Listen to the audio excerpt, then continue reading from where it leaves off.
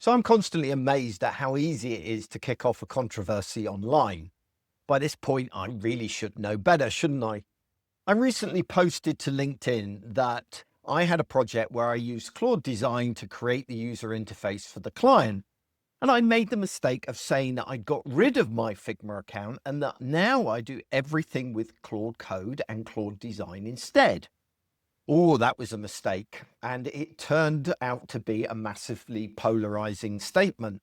Some people rushed in and instantly announced that Figma was dead and that anyone who's stuck in it is stuck in the past. On the other hand, another group of people said that I was immoral to be using Claude Design and that nobody should actually hire me as a result.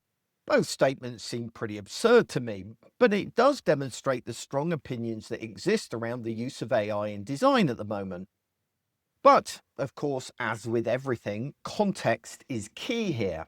For a start, I'm a UX designer, so most of the work I do is either early stage prototyping and grayscale wireframes, or a lot of the work I do happens beyond the interface entirely. So my choice to get rid of Figma is not as dramatic a move as some of the AI proponents would suggest. I just personally find it much easier to do the work that I do in the browser than I do in Figma. After all, despite it being 2026, Figma prototyping still doesn't support data entry, which after all is the second biggest interaction that users make online, other than clicking on things and maybe ranting. Neither have I much sympathy for those people who said that I'm a terrible designer because I didn't use Figma and that people shouldn't hire me. The overall sentiment here is that I'm in some way shortchanging my clients by allowing Claude Design to do the design for me. And I would completely agree with them if that was actually what was happening. Sure, I know that there are a lot of people out there who are one-shotting a design in Claude Design.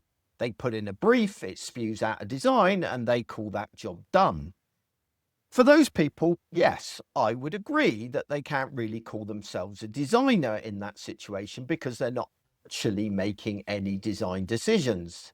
But that's not how and I suspect the vast majority of designers are actually using AI. For a start, the briefs that I create are extensive and detailed and include design systems that outline everything from my choice of typeface to colors and styling for different components.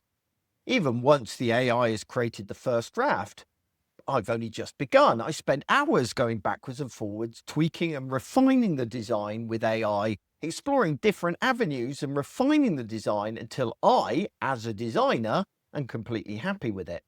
For me, this is a far better approach as it allows me to quickly iterate on my thoughts and explore different avenues while ending up with a fully functional prototype that is vastly superior to anything that you can create with Figma outside of, say, using Figma Make. It's fully responsive, fully interactive, and it's ideal for doing the usability testing that makes up a big part of my life because it's essentially a live website. As a UX designer, that's too tempting to ignore. But that doesn't mean it's right for everyone, and that's the point here. Whether you choose to design in a traditional design tool or whether you choose to adopt AI, that's entirely a personal decision based on how you like to work and the type of work you do. So the next time you see a post telling you how you should design interfaces, I highly recommend you take that advice with a massive grain of salt and make the decision for yourself about what's best for you.